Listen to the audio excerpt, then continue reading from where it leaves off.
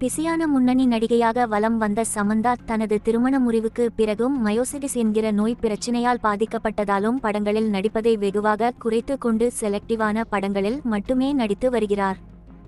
அதே சமயம் தன்னை லைம்லைட்டிலேயே தொடர்ந்து வைத்துக் கொள்ளும் விதமாக சோசியல் மீடியாவில் தான் கலந்து கொள்ளும் நிகழ்வுகள் மற்றும் வாழ்க்கை தத்துவங்கள் என ஏதாவது தொடர்ந்து பகிர்ந்து கொண்டே வருகிறார்.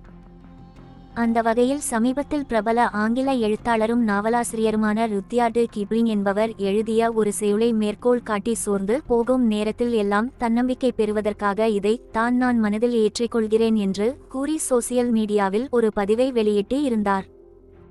இதை பார்த்த பாலிவுட் நடிகர் அர்ஜுன் கபூர், சமந்தா சொல்வது உண்மைதான், இவர் கூறியுள்ள இந்த செய்யுளை நான் அப்படியே என் வீட்டில் போட்டோ பிரேமாக மாட்டி வைத்து உள்ளேன். எப்போதெல்லாம் எனக்கு உற்சாகம் இழப்பதாக தோன்றுகிறதோ அப்போது இதை பார்த்து தன்னம்பிக்கை ஏற்றிக்கொள்வேன் என்று கூறியுள்ளார். அர்ஜுன் கபூரின் இந்த பதிலுக்கு சமந்தா வெள்ளை இதயம் கொண்ட எமோஜியை பதிலாக அளித்துள்ளார்.